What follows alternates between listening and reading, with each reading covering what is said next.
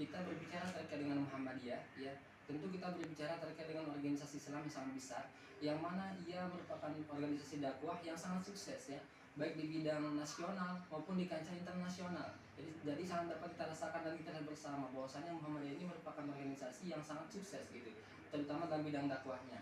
Nah, mungkin bisa dijelaskan Bang Zaki, apa sih yang melatar belakangi pendirinya Muhammadiyah itu mendirikan organisasi itu?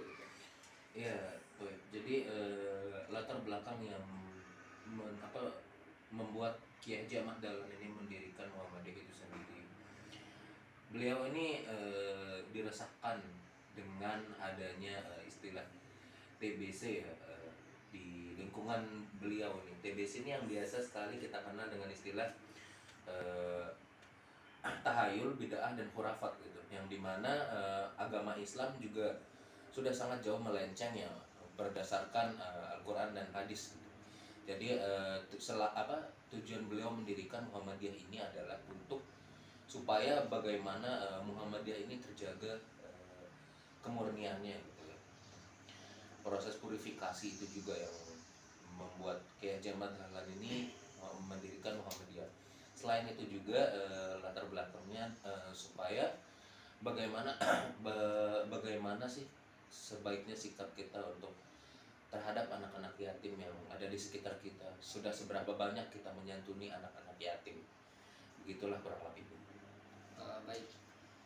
Jadi bisa kita simpulkan ya teman-teman sekalian bahwasanya ketika seseorang itu niatnya baik, ya niatnya ikhlas karena Allah Subhanahu wa taala, maka pasti itu akan kekal. Itu pasti akan berkembang dan terus akan ada di muka bumi ini. Sebagaimana teman-teman sekalian, dulu ketika seorang ulama menulis kitab Muwatta namanya, ya. Kitab itu merupakan kitab yang ditulis pada zaman kekhalifahan dulu, lebih kurang seperti itu ya. Dan ulama yang menulis kitab itu banyak yang menirunya, ya banyak yang ikut-ikutan menulis kitab Muwatta itu. Akan tetapi satu ulama ini yang benar-benar ikhlas niatnya karena Allah Subhanahu wa taala, itu yang dikekalkan. Dan yang lainnya ya yang meniru-niru, yang ngikut-ngikut itu semuanya itu dimusnahkan oleh Allah Subhanahu wa taala dengan caranya, ya. Baik, kita lanjut ke pertanyaan selanjutnya, Mas Zakir. Di balik suksesnya dakwah Muhammadiyah, ya di balik dengan berkembangnya dakwahnya sampai ke luar negeri sekalipun, pasti ada prinsip gitu. Pasti ada sesuatu hal yang paling dipegang penuh oleh Muhammadiyah sehingga dia dakwahnya bisa sesukses ini gitu. Nah, mungkin apa aja sih perbedaan gitu yang sangat prinsipal yang dipegang teguh Muhammadiyah yang membedakan dia dengan organisasi-organisasi yang lainnya seperti NU dan sebagainya. Oke, ini pertanyaan yang lumayan amat sangat rancu ya, tapi saya jawab sesuai dengan pengetahuan saya. Jadi kembali lagi kalau kita mengingat bahwasannya tujuan Muhammadiyah ini didirikan, yakni untuk mengusahakan masyarakat Islam yang sebenar-benarnya gitu. Ya kembali lagi di sini bahwasannya yang sebenar-benarnya yang dimaksud di sini adalah berdasarkan Al-Quran dan hadis. Jadi kalau semisal banyak sekali orang yang menganggap bahwasanya Muhammadiyah ini adalah suatu ajaran, bahkan ada yang menganggap bahwasanya Muhammadiyah ini adalah sebuah agama baru gitu. Padahal Muhammadiyah ini hanyalah menjaga kemurnian agama Islam itu yang seperti apa agama Islam itu gitu. Bukan berarti saya ingin menyalahkan organisasi-organisasi keislaman yang lain gitu seperti NU dan INW gitu. Satu perbedaan yang mungkin kalau kita bisa melihat gitu ya, secara umumnya dulu deh, secara gamblangnya itu orang-orang tuh pasti bilang kalau Muhammadiyah ini sholat subuhnya nggak kunut. Kalau Muhammadiyah ini kalau niat itu nggak dibaca cukup dalam hati saja, tidak dilafalkan ya begitu. Itu karena Muhammadiyah ini berusaha menjaga nilai-nilai apa yang ada di Al-Quran dan hadis gitu. Bahkan Muhammadiyah ini pun tidak akan melakukan istilahnya takjid itu sendiri, kecuali kalau memang istilahnya menyesuaikan dengan perkembangan zaman ini loh. Bagaimana sih hukumnya suatu perkara ini? Karena kalau hanya berdasarkan atau berpatokan dengan Al-Quran dan hadis tersebut, itu tentu saja istilahnya kita bakalan ketinggalan atau bahkan kita tidak bisa menyesuaikan dengan keadaan zaman. Akan tetapi hadirlah tarjih-tarjih Muhammadiyah ini yang tidak terlepas juga dari Al-Quran dan hadis tersebut gitu. Jadi kalau semisal kebanyakan orang-orang ini gimana ya kita sebutkan, masih menganggap bahwasanya Muhammadiyah adalah ajaran baru, yang padahal beginilah agama Islam itu sesungguhnya. Jadi sudah terbukti perkataan yang mengatakan bahwasanya Islam datang dalam keadaan asing dan kembali dalam keadaan asing. Maka beruntunglah orang-orang asing tersebut. Iya, kurang lebihnya seperti itulah yang saya ketahui tentang Muhammadiyah ini sendiri. Baik. Baik, sangat jelas sekali teman-teman sekalian ya, apa yang menjadi perbedaan antara Muhammadiyah dengan organisasi yang lainnya. Yang mana Muhammadiyah niat itu murni terus untuk menjaga kemurnian daripada agama Islam itu sendiri ya. Yang mana kebanyakan orang itu menganggap bahwasanya Muhammadiyah membuat ajaran baru. Akan tetapi kenapa mereka bisa berkata demikian? Karena mungkin mereka yang belum mendengarkan ajaran itu, mereka yang belum mendengarkan tentang suatu hukum, dan ketika Muhammadiyah mengatakannya mereka baru mendengarnya dan dianggap perkara baru, padahal mereka yang belum pernah mendengarkan syarat itu sebelumnya. Jadi segitu ya. Kemudian yang ketiga, Muhammadiyah ya, dalam melancarkan dakwahnya itu tentu terdapat divisi-divisi atau bidang-bidang gitu loh. Jadi mungkin bisa dipaparkan bidang apa saja amal usaha Muhammadiyah yang diketahui. Kemudian bagaimana keberhasilan dakwah dari bidang-bidang itu gitu. Iya, jadi terkait tentang amal usaha Muhammadiyah ini sendiri, dimulai dari ada TK, pendidikan anak usia dini atau kelompok bermain ya. Nah, lalu SD, SMP, SMA, begitu juga dengan pondok pesantren gitu ya. Lalu ada perguruan tinggi dan juga rumah sakit serta panti asuhan gitu ya. Yang dimana Muhammadiyah ini memiliki amal usaha yang sangat banyak gitu ya. Bahkan jauh lebih banyak amal usahanya ketimbang provinsi yang ada di Indonesia ini. Kalau kita melihat ke amal usaha untuk perguruan tingginya, total perguruan tinggi ini ada 171 perguruan tinggi gitu ya, baik itu mulai dari sekolah tinggi, politeknik maupun universitas gitu. Yang kita ketahui di sini bahwasanya provinsi saja itu hanya ada 34 gitu. Akan tetapi perguruan tinggi yang berdiri atau bisa disebut dari amal usaha Muhammadiyah itu sendiri ada 171. Berarti masih jauh lebih banyak perguruan tingginya. Jadi banyak kesempatan untuk menempuh sekolah di perguruan tinggi yang dibuka oleh Muhammadiyah itu sendiri.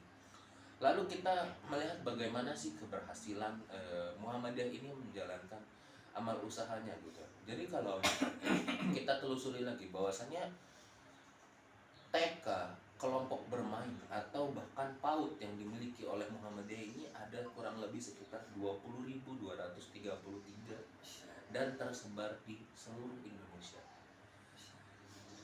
Untuk TK saja gitu ya, TK itu ada 20.000 gitu loh. Itu kan sudah kayak istilahnya udah kayak keanggotaan, kayak TK itu sudah banyak banget gitu loh. Jadi kita bisa melihat bahwasanya Muhammadiyah ini apakah 20.000 ini tidak memiliki siswa? Tentu saja gitu kan. Tentu saja memiliki siswa. Jadi tingkat keberhasilannya adalah masihnya diminati sekolah-sekolah dengan sekolah-sekolah amal usaha yang dimiliki oleh Muhammadiyah itu sendiri.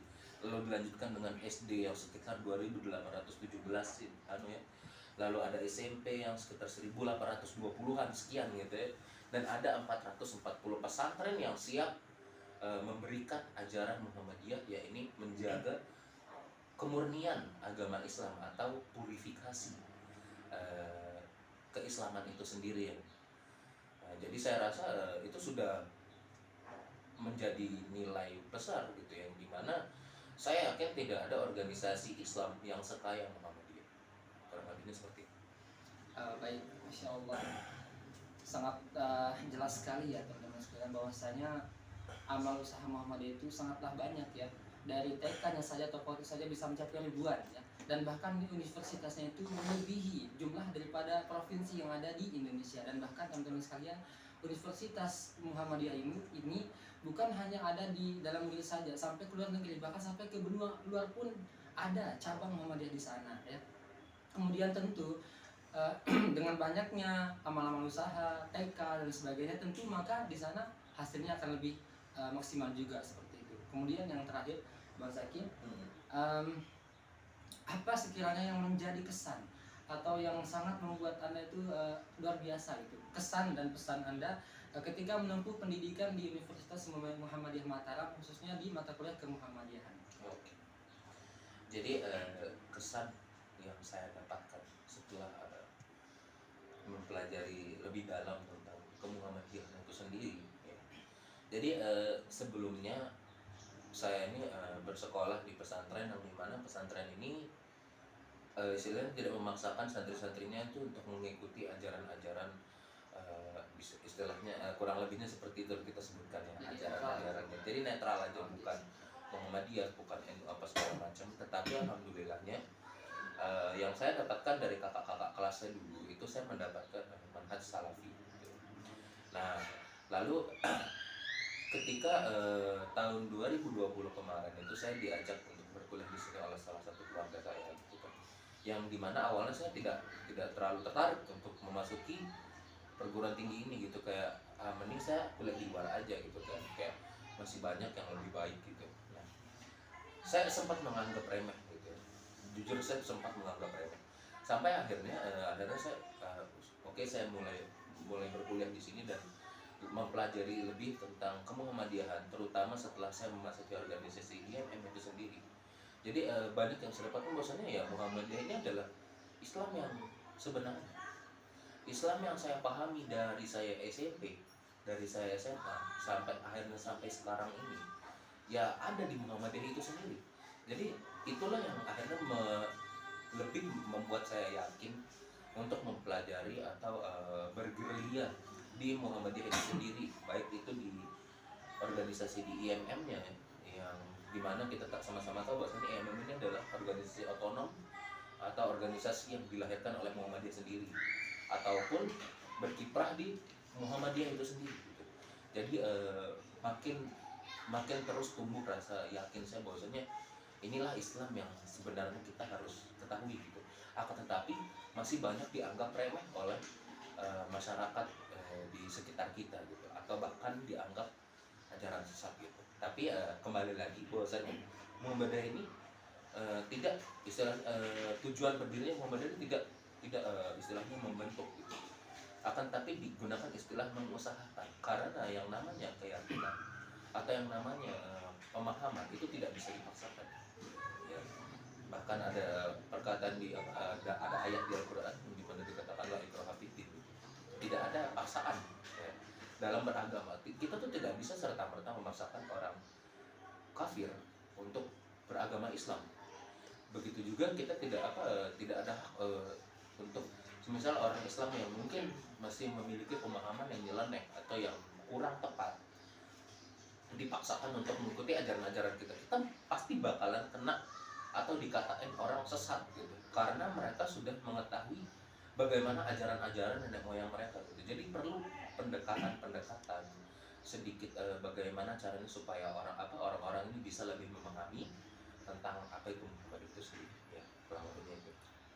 Baik teman-teman sekalian, jadi itu ya yang menjadi kesan dan pesan dari narasumber kita pada kali ini, bahwasanya Muhammadiyah itu ya intinya di dalamnya adalah ajaran yang sebenar-benarnya. Kita kembali kepada kemurnian agama Islam gitu ya. Jadi mungkin itu sedikit perbincangan kita pada sore hari ini, Mas Zaki. Terima kasih atas hadiran saya dan juga waktunya. merasa senang bisa diundang oleh Bang Iskandar. Alhamdulillah. Mungkin itu teman-teman sekalian, untuk selanjutnya mungkin akan dilanjutkan dengan narasumber selanjutnya. Wassalamualaikum warahmatullahi wabarakatuh. Waalaikumsalam.